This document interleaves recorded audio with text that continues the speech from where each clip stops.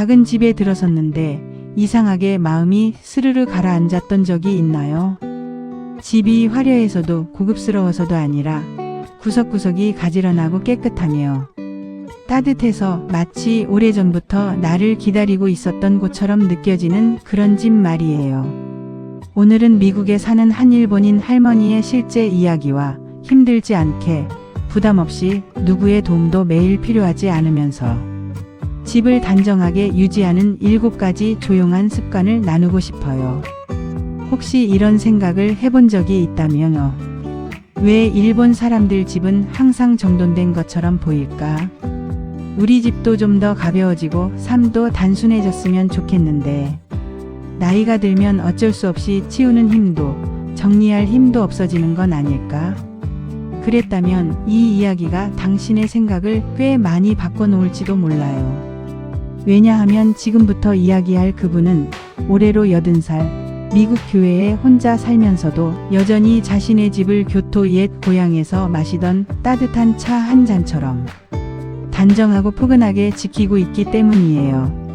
지금부터 들려드릴 내용은 아주 소박한 7가지 습관에 대한 이야기예요. 물건마다 제자리를 정해주는 것, 작은 일은 바로바로 끝내는 것, 중요한 것만 남기는 것, 공간마다 역할을 정해주는 것, 하루에 단 5분만 청소하는 것, 내일을 위해 오늘 밤에 조금 준비하는 것, 그리고 집 안의 모든 물건에 고마움을 느끼는 것 같은 것들이죠.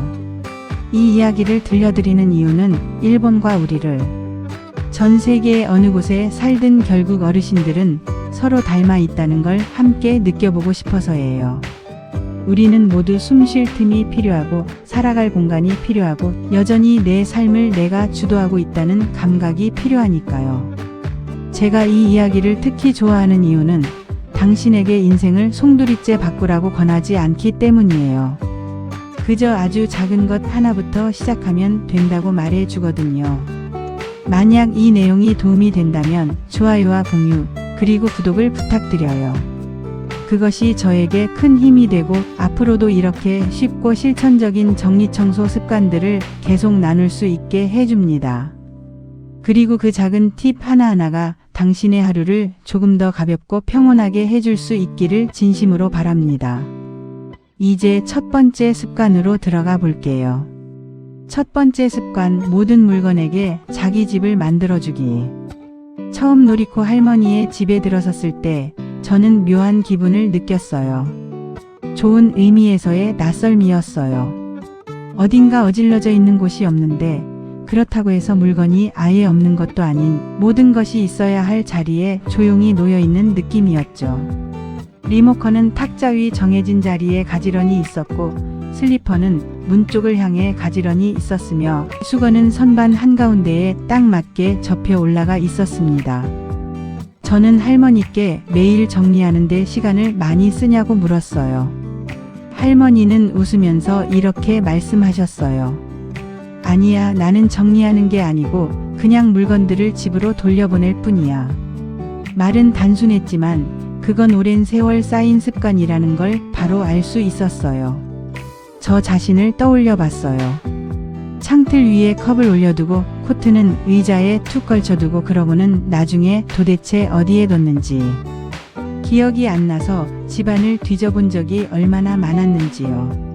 작은 행동이지만 매일 반복되면 그것이 곧 어수선함이 됩니다. 하지만 노리코 할머니는 달랐어요. 어떤 물건도 집 안을 떠돌리에 내버려 두지 않았어요. 한번 집어든 물건은 반드시 돌아갈 자리로 돌려보냈어요. 할머니는 말했어요. 사람도 그렇듯이 물건도 돌아갈 곳이 필요해. 그 말을 듣고 나서 제 집을 떠올려 봤어요. 리모컨은 늘 3군데쯤에서 발견되고 열쇠는 가끔 부엌에서나 가끔은 코트 주머니에서 나오고 한 번은 의료 서류 한 장 찾느라 오전 내내 집을 뒤집어 엎은 적도 있었거든요. 할머니는 거창한 말을 하지 않았어요. 그저 조용히 살아갈 뿐이었죠. 하지만 그 모습을 보는 것만으로도 깨달을 수 있었어요.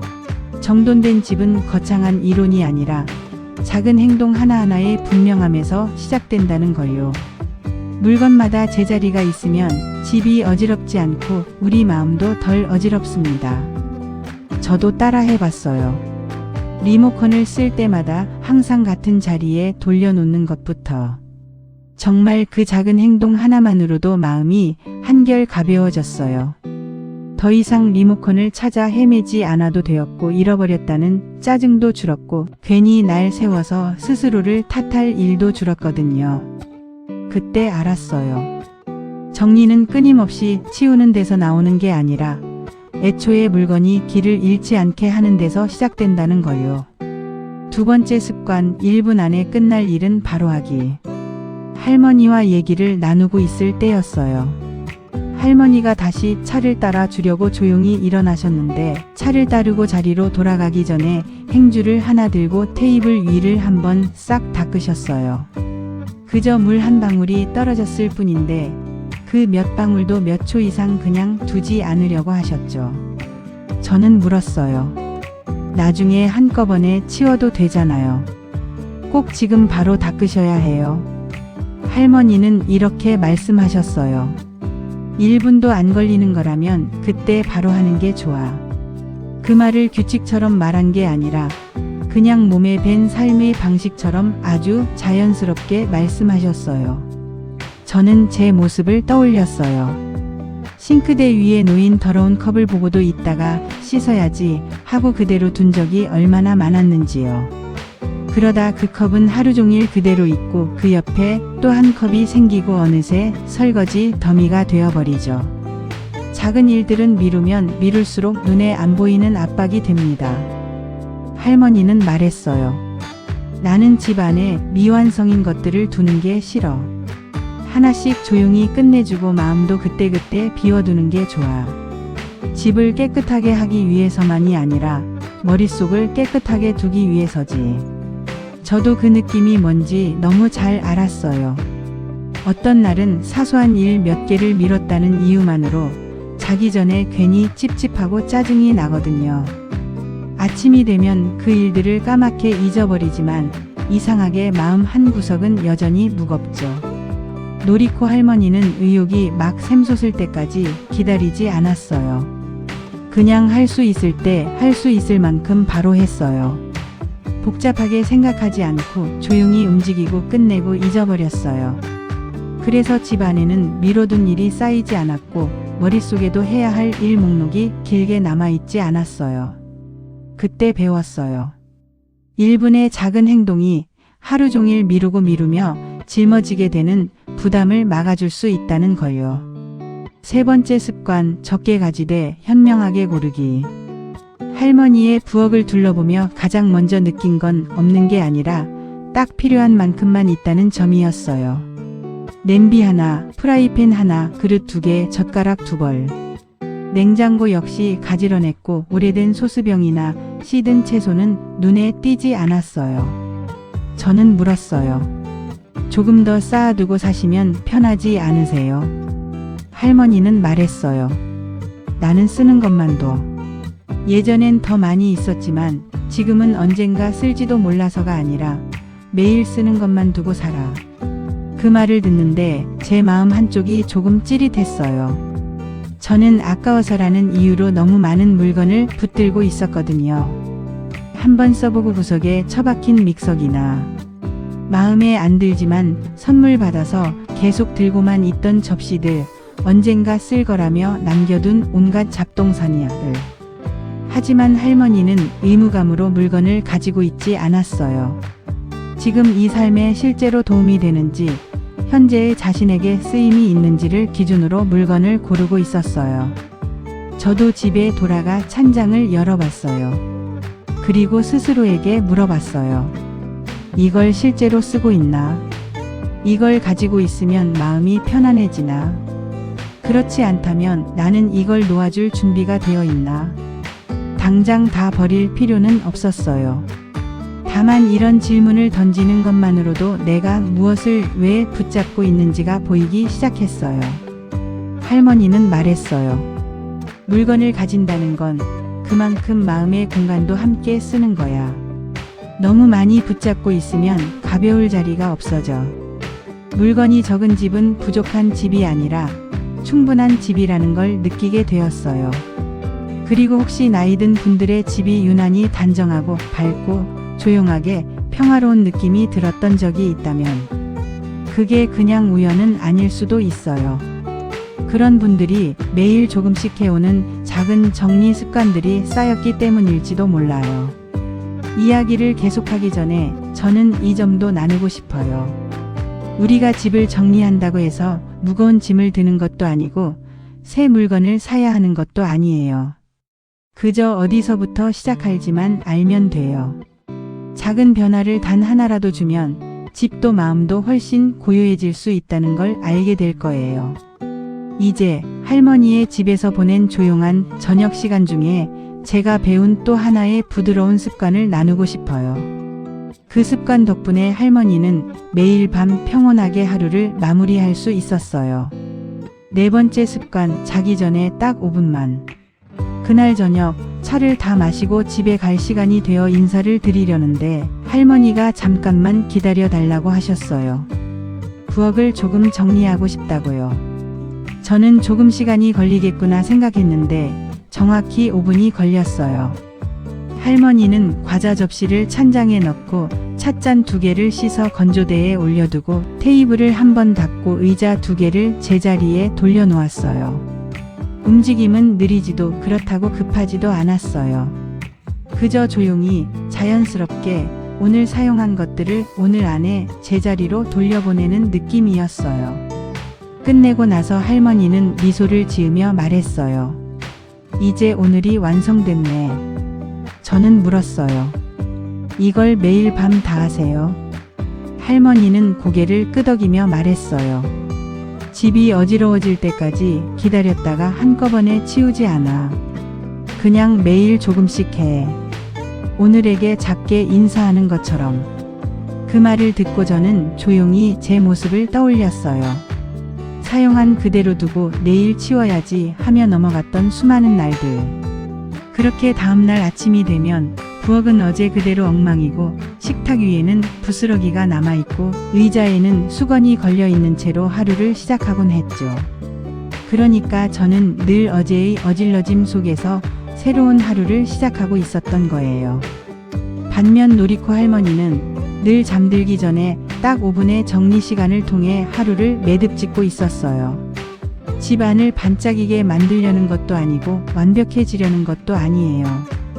그저 오늘 쓴 것들을 오늘로 돌려보내서 다음날 눈을 떴을 때 그 공간이 이미 준비되어 있고 고요하게 자신을 맞이해 주도록 하는 것이죠. 저는 생각했어요. 나도 할 수 있을까? 딱 5분만이라도?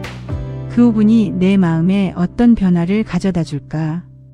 저는 늘 청소할 시간이 없다고 말해왔지만 사실은 제 스스로 만들어낸 혼란을 정리하느라 매주 몇 시간씩 쓰고 있었어요. 내가 미루지만 않았어도 생기지 않았을 혼란을 일부러 만들어 놓고 다시 치우고 있었던 거예요. 나이가 들수록 우리는 자주 힘이 없다고, 치울 힘이 없다고 느끼곤 해요. 하지만 5분 정도는 누구나 쓸 수 있어요. 식탁 하나 닦는 것, 컵 1개 씻는 것, 슬리퍼 한 켤레를 가지런히 놓는 것, 이런 것들은 큰 힘을 요구하지 않아요. 하지만 그 작은 행동들이 다음날 아침 우리에게 그래도 괜찮아, 아직 잘하고 있어라는 기분을 돌려줍니다. 그날 이후로 저도 해보기 시작했어요. 자기 전에 3가지 작은 일을 고릅니다. 싱크대 한번 닦기, 컵 씻기, 의자 가지런히 놓기. 그러고 나니 잠이 더 잘 오더라고요. 집이 완벽하게 깨끗해서가 아니라 머릿속에 아직 안 끝낸 일들이 덜 남아있기 때문이에요. 제 집은 여전히 오래되고 작고 특별할 것 없지만 제 안에는 전에 없던 작은 여백이 생겼어요. 그리고 아침에 눈을 뜰 때마다 이렇게 느끼게 되었어요. 아직 내 삶은 내가 붙잡고 있어. 비록 한 번에 한 걸음씩이지만. 5번째 습관, 공간마다 역할을 정해주기. 할머니의 집을 천천히 둘러보면서 한 가지 흥미로운 걸 발견했어요. 집 안의 모든 공간에 역할이 분명히 있다는 점이었어요. 식탁은 식사를 위한 곳이었고 그 위에는 책도 편지도 휴대폰도 올라오지 않았어요. 거실 한쪽에는 1인용 안락의자 하나, 작은 티테이블 하나, 그리고 작은 책 몇 권이 가지런히 꽂힌 선반이 있었어요. 그 이상도 그 이하도 아니었죠. 저는 물었어요. 여기에 손님용 의자를 하나 더 두셔도 좋지 않아요? 아니면 작은 수납장을 하나 더 두셔도 되고요. 할머니는 이렇게 말했어요. 나는 모든 걸 뒤섞고 싶지 않아. 밥 먹는 곳은 밥만 먹는데, 책 읽는 곳은 책만 읽는데, 쉬는 곳은 쉬는 곳. 공간이 하나의 역할만 하면 나도 한 가지에만 집중할 수 있거든. 말은 간단했지만 곱씹을수록 더 깊게 와닿았어요. 제가 살던 집을 떠올려 보니 저는 소파에서 TV를 보면서 밥을 먹곤 했고 식탁에는 우편물이 쌓이고 부엌 조리대는 어느새 노트북을 올려두는 책상이 되곤 했어요. 그러면서도 늘 이렇게 말했죠. 집이 너무 좁아서 정리가 안 된다. 하지만 문제는 공간의 크기가 아니라 기능이 뒤섞여 버린 것이었어요. 모든 공간이 모든 일을 떠맡기 시작하면 그 공간은 더 이상 우리를 도와주지 못해요. 오히려 우리가 그 혼란의 일부가 되어버리죠. 노리코 할머니는 거실에서 일하지 않았고 부엌에서 책을 읽지 않았고 소파에서 잠들지 않았어요. 할머니는 말했어요. 우리 몸도 기억해야 해. 여긴 쉬는 곳, 여긴 밥 먹는 곳, 여긴 조용히 앉아있는 곳. 이렇게 말이야. 이렇게 공간의 경계를 분명히 해두는 것이 집을 단정하게 만드는 데만 도움이 되는 게 아니라 정신도 한결 맑고 고요하게 해준다는 걸 알게 되었어요. 제 주변의 나이 든 친구들을 떠올려 봤어요. 잠이 잘 안 온다고 집이 너무 어질러져서 어디서부터 시작해야 할지 모르겠다고 말하던 사람들이요. 어쩌면 첫걸음은 물건을 치우는 게 아니라 공간마다 다시 한번 역할을 정해주는 것일지도 몰라요. 식탁에는 다시 밥만 올라오게 하고 가스레인지 옆에는 노트북이 앉지 못하게 하고 현관 근처에는 박스를 쌓아두지 않는 것. 그 작은 선들이 다시 그어지기만 해도 집은 훨씬 쉽게 정돈되기 시작하더라고요. 저도 해봤어요. 공간을 용도에 맞게 다시 배치하고 나니 하루의 흐름도 덩달아 부드러워졌어요. 집이 더 넓어진 건 아니지만 충분하다는 느낌이 들기 시작했죠. 각 구석이 제 역할을 갖게 되고 서로 부딪히지 않으니까요. 여기까지 계속 함께 해주셨다면 정말 고맙다는 말을 전하고 싶어요. 이 이야기는 이렇게 살아야 한다고 가르치기 위해서가 아니라 우리가 나이를 먹어도 여전히 삶을 조금씩 다시 맞춰갈 수 있다는 걸, 집이라는 가장 가까운 공간부터 차근차근 시작할 수 있다는 걸 기억하게 해주고 싶어서예요. 이런 습관들이 마음에 와닿는다면 댓글로 남겨주세요. 당신과 제가 이 조용한 단정함의 길을 함께 걷고 있다는 걸 저는 알고 싶어요. 6번째 습관, 내일을 위해 오늘 밤에 조금 준비하기. 잠자리에 들기 전 할머니는 늘 10분 정도 아주 조용한 작은 의식을 치르셨어요.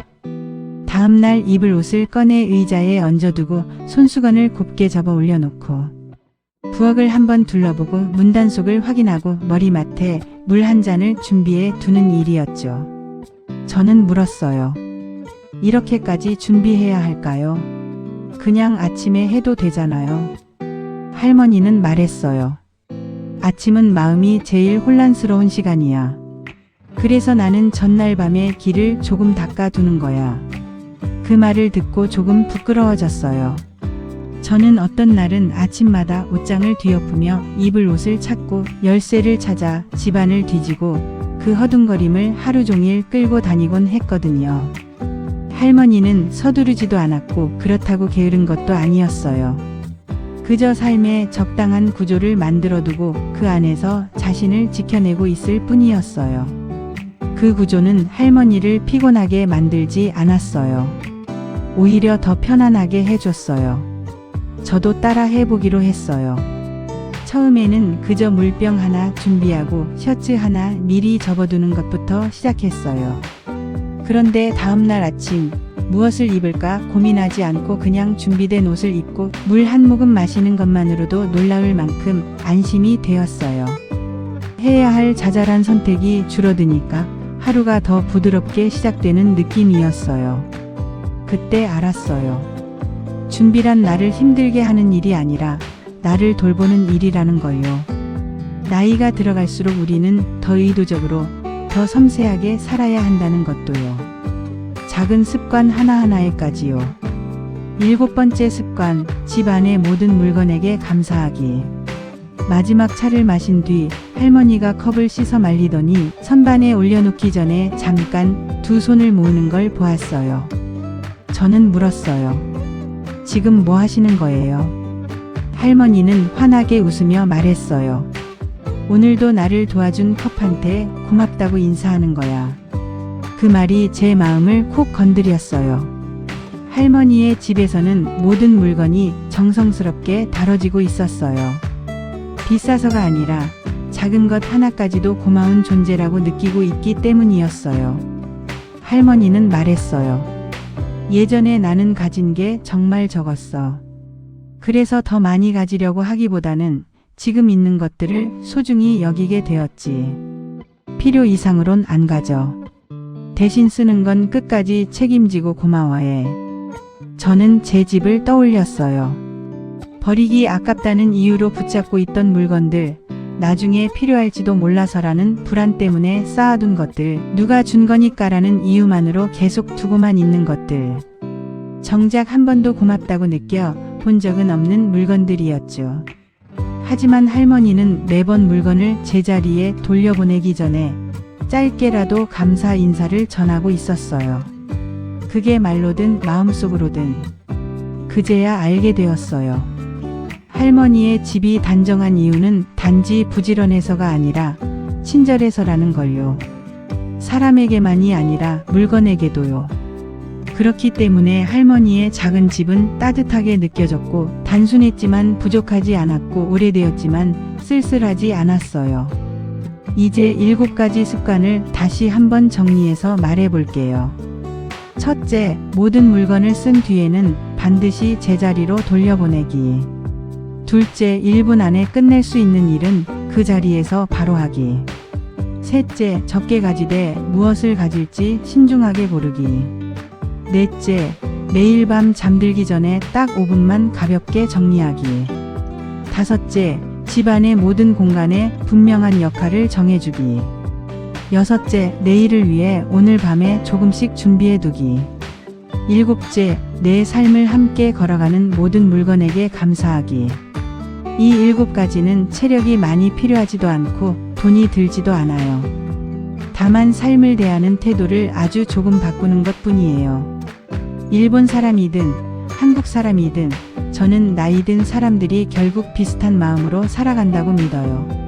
1살, 2살 더 들어가면서도 조금 더 가볍게, 조금 더 환하게, 조금 더 의미 있게 살고 싶어 한다는 점에서요. 비록 걸음은 느려지고 에너지는 예전 같지 않더라도 말이에요.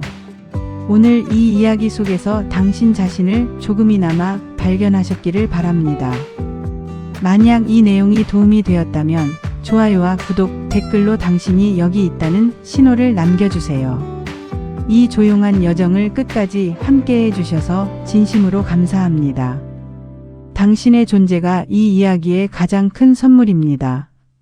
당신의 집이 작더라도 그 안에서 마음만큼은 넉넉하고 편안하시길, 당신만의 평화로운 집에서 오래오래 평온하시길 진심으로 빕니다.